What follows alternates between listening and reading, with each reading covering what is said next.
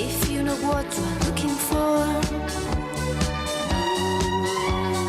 baby, I wanna keep my reputation. Tenemos el placer de contar con la presencia de Daniel Guzmán, como ya he dicho antes. Hace algunos años Daniel quería realizar una película relacionada con la salud mental y por eso se puso en contacto con nosotros. Desde entonces ha colaborado con nosotros en el taller de radio y en distintas entrevistas. Por lo que podéis ver, es una persona muy comprometida con los problemas sociales. Agradecemos su acercamiento, ya que nos permite dar visibilidad a nuestro colectivo. Como todos y todas saben, Daniel es actor y director. Como actor lo hemos podido ver en distintas series de televisión. Por ejemplo, aquí la que vio, me parece, ¿no? que es la más conocida, Menudo mi padre y Policía, ¿no?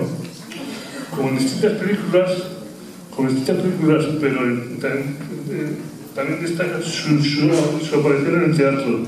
Resalta en el 2000 cuando gana el Goya al mejor cortometraje de ficción con Sueños.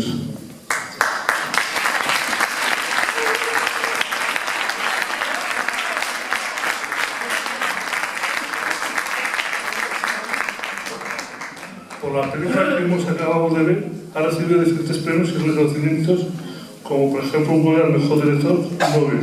Yo tengo mucho que siga, pero yo, y a fe que siga haciendo películas que tan buenas como esta, ¿no? Yo creo que tenemos un buen director aquí, un muy buen actor, y de aquí al Oscar, ¿no, Daniel? Poco a poco. Bueno, y ya para despedirme por esta parte, le quería desear a Daniel Guzmán mucha suerte y que le damos las gracias desde AFEM y del grupo de apoderamiento, porque se está implicando mucho con nuestra asociación, ¿no?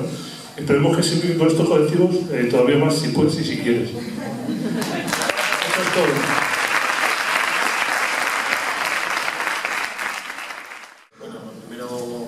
Buenas tardes, me hace mucha ilusión ver la sala llena para ver la película. Bueno, como bien has dicho, tengo una relación con AFEM de hace algunos años, cuando empecé a escribir una historia que hablaba también sobre uno de los personajes protagonistas sufría un trastorno que quería investigar y reflexionar para hablar de ello y de los familiares y bueno, intentar evitar el estigma social que se produce, ¿no? A través de una historia, de una película, ¿no?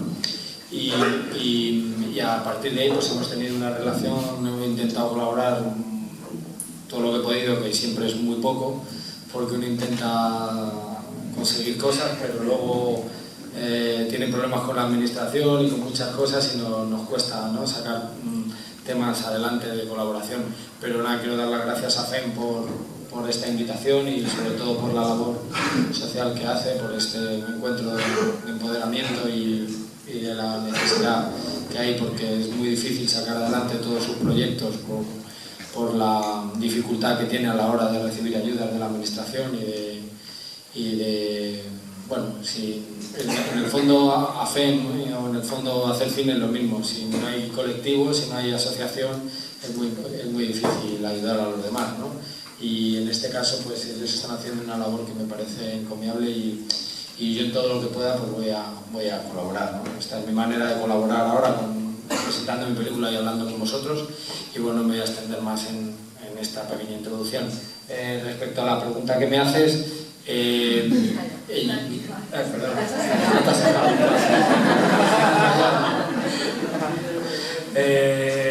bueno, decido que quiero hablar sobre la adolescencia e ir un poco más allá. En mi cortometraje Sueños hablo sobre la adolescencia y en la película quiero ir un poco más allá y quiero hablar sobre la vejez también, ¿no?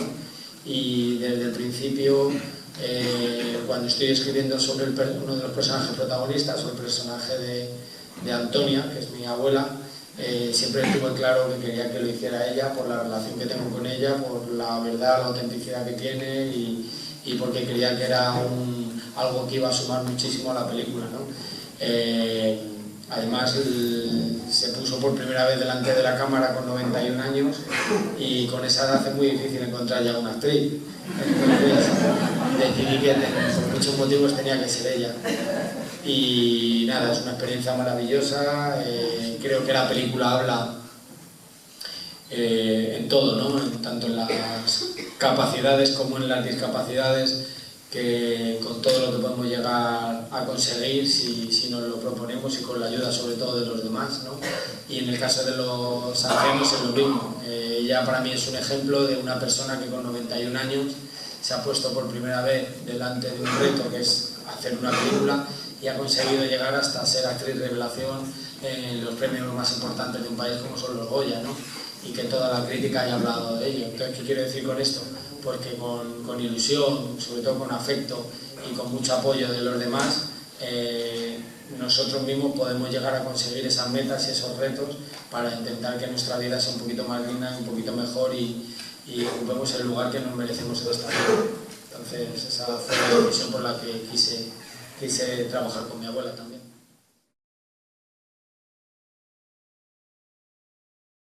Todas las del mundo, por eso he estado 10 años para contar esta historia, porque estuve primero 6 años intentando escribir esta historia, me costaba enfrentarme a ella y estuvo como 3 años más o menos que no era capaz de entrar dentro de la historia, porque es una historia de vivencias personales y hablar de uno mismo es mucho más complicado y más difícil, y no me atrevía realmente a contar lo que había que contar. Pues yo de lo que quería hablar era de la adolescencia y de una relación de amistad de personajes de diferente generación. Entonces, solo por eso ya me costó 6 años escribir el guión hasta que finalmente decidí el guión que quería hacer y tuve que ser valiente y enfrentarme a la historia y hablar de cosas que a veces son difíciles, ¿no? Para uno que las ha vivido, y por darle una forma y una estructura para que intente entretener, emocionar, divertir, pero que no sea... O sea, la película no es ni muchísimo menos un homenaje a mi vida, no, es que mis experiencias las he puesto al servicio de contar una historia para conectar con el público. Entonces, hasta que entendí eso, pues intentaba ser fiel a lo que había pasado y ser muy riguroso, pero dándole forma de ficción, ¿no? Y eso me costó muchísimo. Luego la financiación fue otros 3 años muy duro, porque en este país las películas se suelen hacer o con una ayuda de una televisión o con una parte mínima o de un 30% con mucho del ministerio o no hay ninguna posibilidad.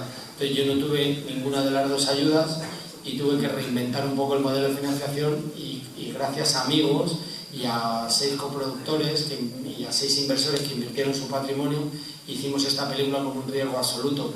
Pero claro, también me pilló en la época de la crisis de este país, entre comillas estafa de este país, que hemos vivido, que estamos viviendo de hecho todavía, donde el dinero voló, se evaporó de aquí, unos se lo llevaron y otros, o sea, unos se lo llevaron por un artículo y otros por otro. Y nos quedamos sin dinero en España, no había dinero para invertir en nada y mucho menos en cine. Entonces, entre la época tan depresiva que justo me había tocado en ese momento, y la dificultad de encontrar, porque no hay incentivos fiscales, de encontrar dinero para contar esta historia, pues me tiré como 3 años y hasta que conseguí ese presupuesto y la pude rodar. Y ya te digo que gracias pues, a lo que hablamos antes de la asociación y del colectivo he podido hacer esta película, porque si no nunca se hubiera hecho.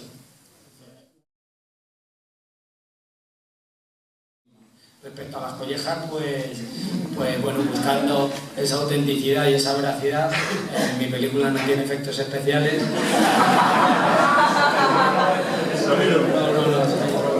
No. De hecho, hoy, por ejemplo, yo estaba comiendo con mi abuela, hay un recurrente en ella que se le ha quedado grabado y es que dice que todavía a día de hoy le duele la bofetada que le da la madre cuando llega a la fiesta, ¿no? Dice que no entendía por qué había que pegar tan fuerte.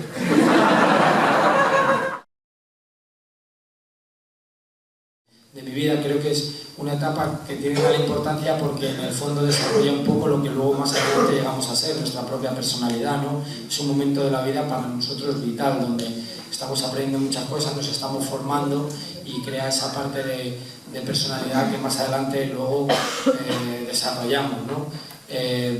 ¿Por qué la marginalidad? Pues quizá un poco porque también un poco del barrio donde yo vengo, de mi conexión o de mi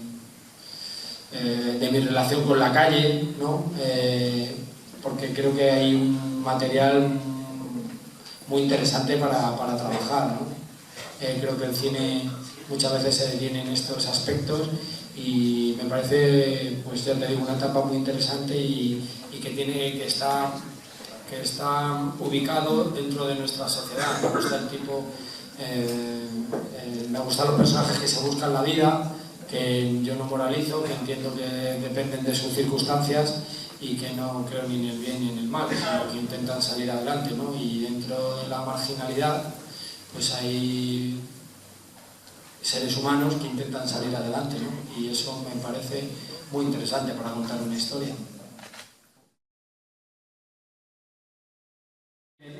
Yo me considero, entre comillas, una persona, quiero decir, amoral en la sociedad, donde se tipifica todo el rato el delito, ¿no? Donde se hacen un tipo de películas, en vez de educativas, restrictivas o prohibitivas o coercitivas, donde se penaliza mucho, ¿no? Yo quería contar que este niño entra en la delincuencia y no quiero contar simplemente que roba una caja fuerte y que le detienen y que va a un reformatorio, a un centro de menores o tal. Quiero saber por qué llega a robar esa caja fuerte, quiero saber sus circunstancias, por qué está en la calle ese niño, ¿no? Y entonces me apetecía reflexionar sobre la importancia de la familia, ¿no? Y en concreto de los divorcios, de las separaciones, que cuando los padres no tienen información, o sea, yo creo que esta película, para padres que estén en un proceso de separación, no van a actuar igual si la ven que si no la ven. Por eso digo la herramienta tan importante que es el cine, ¿no? Pensarían por lo menos como cuando tengan sus guerras entre ellos, se separan al niño o le utilizan de moneda de cambio. Claro, por lo menos tendrían ya en cuenta que no son dos, seguramente sean 3 o 4 o 5 según los hijos que tienen, ¿no? Y quería hablar de eso, ¿no? Quería reflexionar sobre eso también, sobre la importancia en las personas del ambiente y del entorno familiar y de lo que han recibido, ¿no? Y por eso quería hablar también sobre las separaciones, sobre las rupturas familiares y sobre los barrios, pues yo con el tiempo me he dado cuenta por qué hacía novillo, por qué me quería escapar del instituto, porque me lo imponían, porque yo no quería aprender. Yo lo que quería era rebelarme contra el sistema porque me estaban imponiendo. Y cuando a mí alguien me impone algo, no, es que hago todo lo contrario, ¿no? Entonces, ahora por ejemplo, después he necesitado estudiar porque tenía ganas de estudiar y de aprender, pero eso lo he reconocido en mí mismo. Entonces, también quería hablar de esa parte de la educación, ¿no? Que viene impuesta y de unos modelos educativos que son muy mejorables, ¿no? Y bueno, no sé. Y yo aquí, pues lo que quería contar era analizar por qué un chaval llega a hacer todo lo que hace, porque me quería ir un poquito más atrás, quería ver las circunstancias, o sea, no quería hablar de culpables. Yo creo que no hay culpables, ¿no? En la vida, ¿no? Hay circunstancias, ¿no? Yo creo que ni siquiera los padres son culpables de lo que está pasando, no tienen información y están en una guerra que están absortos y aislados de su hijo, ¿no? Ni siquiera él es culpable de que está a punto de que su amigo, por algo que él le ha convencido, se juegue la vida. Ni siquiera cara limpia, que está perdido y que está solo, que está inventándose una realidad, o sea, que está inventándose un mundo paralelo para soportar su propia realidad, es culpable de lo que pasa, ¿no? En el fondo, no creo en la culpabilidad, creo que eso tiene más que ver con las religiones, ¿no? Con lo que nos han impuesto, ¿no? Del bien, del mal, coñazo este de la culpabilidad, para el infierno y luego para el cielo.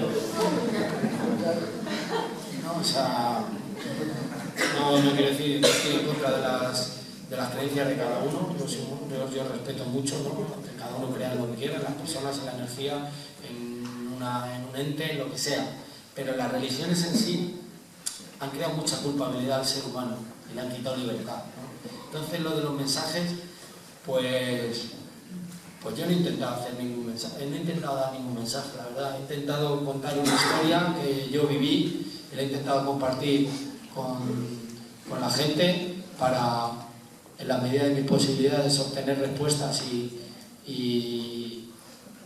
que el público saque sus propias conjeturas o sus propias lecturas, y a partir de ahí pues que pasen 93 o 97 minutos exactamente de diversión, de emoción, y que se vayan a casa y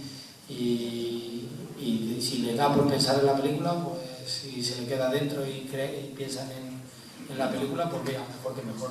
Pero como que no me gusta dogmatizar con el mensaje, no sé si me explico, no me gusta decir yo creo que esto es así. Pues no, a mí me gusta el cine que me inquieta, el cine que me cuestiona. A mí me gusta más el cine que me descoloca y que entro en conflicto cuando salgo de la sala y digo, no, pues es que entiendo a este tipo que ha hecho esto, aunque esté tipificado como algo que está mal hecho, pero intento entrar dentro de su mente para ver cuáles han sido los ¿cómo se dice? Los mecanismos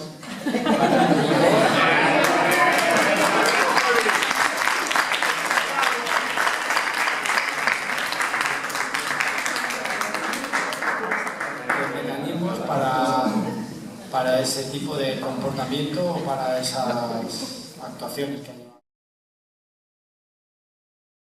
Pues tengo un conflicto personal porque no sé hasta qué punto es necesario o no sé hasta qué punto es conveniente dejar todo en tu vida para contar una historia. O sea, a mí me cuestiona y me crea cierto conflicto personal de si ha merecido la pena, ¿no? Y fíjate cómo ha sido el final del viaje, con todos los premios, con la crítica, con lo que opina la gente de la película, pero es que en el camino te dejan muchas cosas durante 10 años. Es que ahora decir 10 años son dos palabras que es muy difícil darle el significado que realmente tiene. 10 años son 365 días por año levantándote y acostándote con una película en la cabeza. Eso es complicado, eso no es fácil. Entonces yo creo que me he pasado un poco. Yo creo que lo podía haber hecho, o sea, no lo podía, pues lo hubiera hecho, pero no puede ser tan vital contar una historia para ti, ¿no? Porque puede ser hasta enfermizo, o sea, puede ser ya de decir, oye, te tienes que apartar de la historia porque te está haciendo daño, ¿no? Entonces, también, ¿qué pasa? Que esta película hay otra lectura que a mí me gusta plantearme, ¿no? Que es, esta película sería la misma, la que acabáis de ver ahora mismo, con premios que sin premios, con buenas críticas que sin buenas críticas, con una sala llena o con una sala vacía. Pero nadie, o sea, como esta película hay muchas películas, pero solo a una le toca ser la elegida en los premios, por ejemplo. ¿Y qué pasa con las demás? Entonces, eso hubiera sido una frustración, ¿no? Tendría que haber aprendido y enfrentarme a mi propia frustración para ver cómo canalizaba y cómo gestionaba eso, ¿no? Pero al final no dependen de las películas, no depende todo de las películas. Parece que sí, pero depende de todo lo demás. De que llegue a una sala, de que se consiga estrenar, de que te la distribuyan, de que la sala se llene, de que un crítico la vea y hable bien, o un crítico la vea un día y no le guste nada y eso genere que una corriente. Yo es algo que me planteo. merece la pena. Yo sé que es muy bonito decir, hay que luchar por conseguir tus sueños hasta el final y tal. Pero bueno, yo ahí opino que bueno, el reconocimiento del público, de los premios, está genial, pero también está la satisfacción personal, ¿no? Sí. De haber logrado Sí. alcanzar un sueño del trabajo hecho, ¿no? Sí, pero imagínate, o sea, yo No, yo creo que tiene razón Daniel. No, bueno, no, Daniel, ¿no? ¿Por qué? Porque a lo mejor si estas películas no se hubiera llevado un Goya, no hubiera tenido tanto bombo, ¿no? Y las películas tan buenas que se hacen en España y en otros sitios que no porque se llevan a cabo porque mala suerte o porque no pensar. Yo lo que quiero decir es que está genial el refuerzo social, pero que hay veces que el refuerzo también tiene que venir de nosotros mismos, de nuestra propia satisfacción personal con lo que hacemos. O sea, que eso también es algo que tenemos que trabajar, ¿no? Y sentirnos orgullosos nosotros mismos con el trabajo hecho. El refuerzo social está genial, pero también el refuerzo tiene que venir de nosotros. Sí, también está en disfrutar de ello, ¿no? Claro, el camino y el proceso de Claro, aprendizaje. a ver, yo creo que sí. Si yo creo que sí.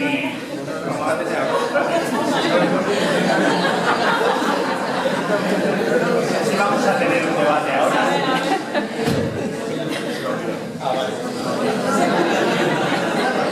Tenemos aquí el micro. Está muy bien. Hay dos cosas aquí, esto me parece lo más interesante hasta el momento.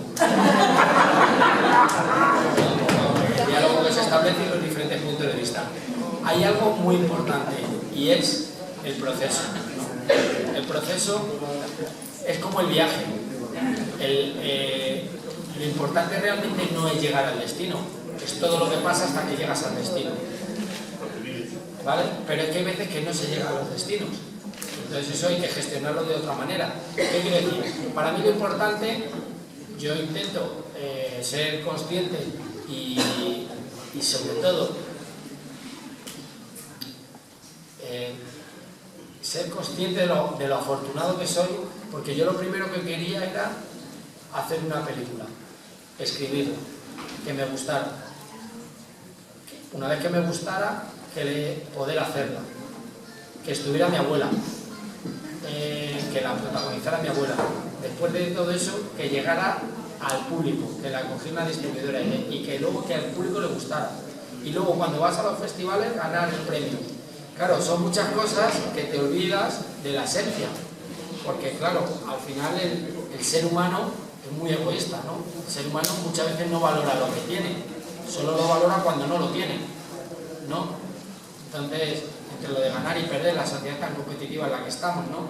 Parece, el otro día, por ejemplo, el Orgoya yo lo dije, el Orgoya, es verdad que es muy fácil decirlo cuando uno gana, pero yo lo dije de corazón y lo dije sinceramente, se lo dije a mis compañeros. No gana uno y pierden otros 3. No, aquí hemos ganado los 4, porque de 140 películas, estamos 4 sentados aquí, que han sido las que les han reconocido el trabajo. Y hay películas, seguramente, muchísimo mejores que las nuestras, que no han tenido esa fortuna, ¿no? Entonces, parece que todo siempre es el objetivo, es cumplir el objetivo, ¿no? Y eso es una presión absolutamente demoledora para el ser humano, ¿no? Porque al final el fin justifica los medios, pues no lo tengo claro. A lo mejor lo interesante son los medios. O sea, no sé si me estoy expresando bien. Lo interesante es el camino, no es llegar hasta el final. A veces uno no llega a donde quería llegar porque llega a otro lado. Y es más interesante dónde ha llegado o lo que ha descubierto en el camino que donde quería llegar. Entonces no lo sé, yo me lo planteo, es una inquietud que tengo de ¿y si esto no hubiera salido así? Entonces, cuando soy adolescente, tengo una relación muy estrecha, ya te digo, con la calle, tengo una familia que yo formo, aparte de mi propia familia, que son mis 5 amigos, que hay una unión muy fuerte, y cuando yo, dentro de toda la historia con mis padres, yo estoy mucho tiempo solo en la calle porque ellos se tienen que ir a casa y tienen unas normas que cumplir y yo estoy pues un poco no sabría cómo decirte. No, que estoy libre, dentro de que no tengo norma, pues estoy libre y puedo decidir qué quiero hacer con mi vida, si subir o no subir a casa, hacer una serie de cosas, ¿no? Pues entonces decido que me gusta mucho pintar y decido que quiero hacer graffiti, ¿no? Y tengo inquietud y muchas veces me escapo de casa y me voy a pintar, ¿no? A contar historias a través del graffiti, porque en el fondo es lo mismo, ¿no? Y a partir de ahí, pues como ya digo, soy muy cabezón y muy, pues eso, muy obstinado, al final me convierto en uno de los grafiteros más conocidos de esta ciudad. Y Televisión Española hace una película sobre nuestra vida, sobre la vida de Muelle, para mí mi maestro por el que yo decidí ser grafitero, y sobre mi vida. Y me dicen que si lo quiero interpretar. Entonces yo de repente no voy a clase, me echan de todos los institutos, me han echado de 4 colegios, de 5 institutos, o sea, un desastre. Era una pieza increíble. Y bueno, pues estaba buscando una serie de cosas y era muy inquieto y lo que estaba llamando la atención y una serie de cosas que luego he entendido. Y también por la obligatoriedad y por tal. Entonces decido que sí que lo quiero hacer y encima me pagan, ¿no? Estoy un mes y medio sin ir a clase con un justificante y encima llevo dinero a mi casa. Y entonces pruebo. Y está la sensación que tengo cuando me veo delante de las cámaras jugando, interpretando, disfrutando, que decido que ahí sí que quiero estudiar y que ahí sí que quiero aprender, porque quiero formarme, porque quiero ser actor, ¿no? Termino COU y elijo una asignatura que es teatro porque como suspendía tantas, entonces pues digo, para una menos, ¿no? Educación física, teatro, tengo que aprobar. Y decido hacer teatro. Y la experiencia es tal, el primer día que subo al escenario, que tengo claro que quiero ser actor. Pero es que luego me formo como actor, empiezo a hacer películas, empiezo a hacer series de televisión y nace mi inquietud de contar historias como director. O sea, si te das cuenta, o sea, una cosa me ha llevado a la otra, ¿no? O sea, no fue por casualidad. O sea, a lo mejor por casualidad fue que me llamaran para hacer una película sobre graffiti, pero es que yo era grafitero. Entonces, ¿sabes lo que te digo? En el fondo yo creo que ahí he ido entrando en un camino que al final me ha llevado hasta aquí, o sea, con esas decisiones, ¿no? Entonces, pues eso, no sé si te he contestado que esto me ha llevado hasta el momento en el que estoy ahora y ahí ha habido los puntos de inflexión donde he decidido que quería formarme, que quería estudiar, que quería contar una historia, que quería hacer mi primer corto, mi primera película.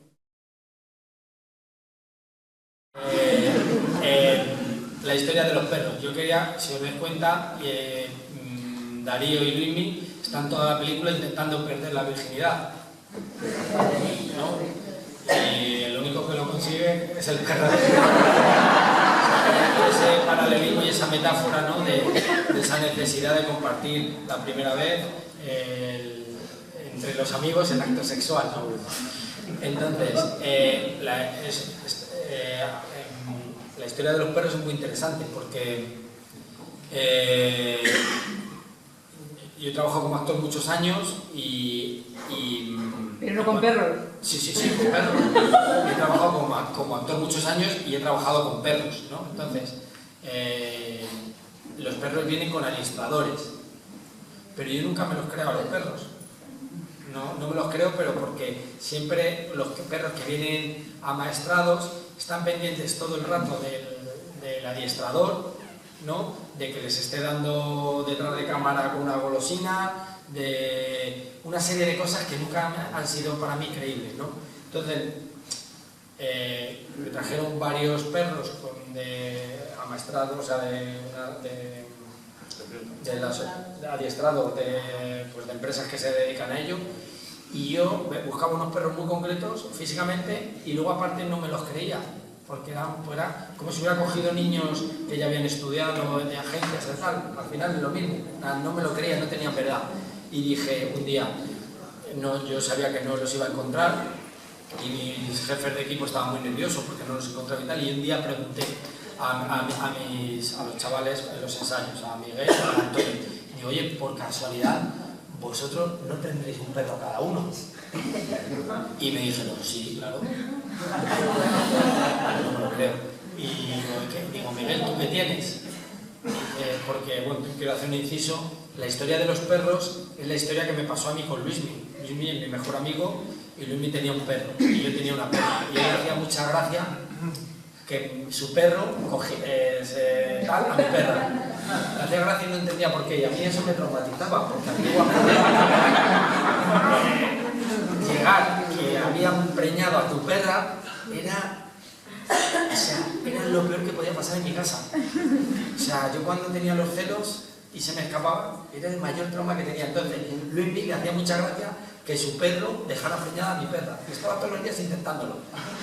Y yo quería llevar eso a la película. Y entonces les pregunté a los niños, digo, entonces, Miguel, Darío, vosotros tenéis dos perros, ¿no? Y dice, sí. Dice, yo tengo un perro, Luismi, y Darío, o sea, yo tenía una perra. Y dije, ¿y os los podéis traer al rodaje? A ver qué tal se llevan. Y dijeron, claro que sí. Y siempre me acordé, estábamos ensayando en un centro cultural y entró por la puerta, pero llegó antes Miguel con la perra, Darío, y estuve nada con ella, me gustan muchísimo los animales, y yo ya tenía ganada la relación emocional entre el perro y el dueño, ¿no? Entonces, cuando yo ponga la cámara, eso es tan verdad que os lo va a transmitir a vosotros. O sea, eso es una parte, pues como lo del metro, lo de ir con la moto conduciendo ellos, todo eso buscando la realidad, ¿no? Y entonces entró Antonio con su perro, con Tyson, ¿no? Que se llama Stuart, pero yo le cambié el nombre de Tyson. Y de repente, según entraron, el perro se fue directo a por la perra. Y fue, te lo digo, un amor a primera vista. No, y de ella también, ella lo ha visto, sí. Y ella también directamente la empezó a montar. Y no estaba en celo. Y dije yo, esto es la magia del cine. Lo bueno es que han sido los más disciplinados, mucho más que los niños, que mi abuela, que Tosari, que todo, porque yo cuando tenían que trabajar, yo antes de que dijera acción, Usted estaba trabajando. Ya estaba. Esa ha sido una de las... Claro, yo por eso discrepo mucho con Hitchcock. Hitchcock decía que no se puede trabajar en una primera película con niños, con ancianos ni con perros.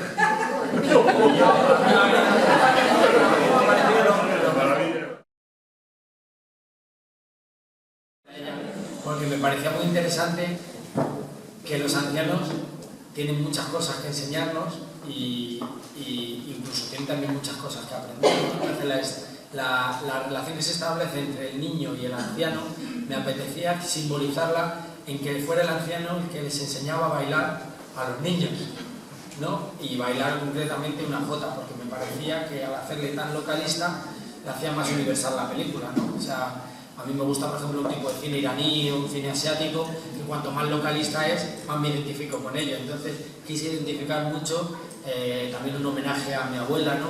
Pero que me parecía que ese momento de un anciano enseñando a bailar a unos niños que están comiendo el mundo en ese momento y que se creen que lo saben todo, pues bailar una jota me parecía muy auténtico, ¿no? Antes que bailar otro tipo de música, rock and roll o cosas así, me parecía que fuera una jota extremeña, ¿no? De Candelera, ¿no? Que le daba, además que tenía empatizaba mucho con ella por el tipo de la persona que lo canta, por el timbre que tiene, porque me identificaba mucho porque era muy humana, ¿no? Ese tipo de baile y ese tipo de canción, ¿no? Y la verdad es que muchos productores y amigos me dicen, anda, que no hay que tener valor de poner una jota en medio de una película y a un anciano enseñando a 3 niños a bailar. Pero es uno de los momentos que emocionalmente más me llegan.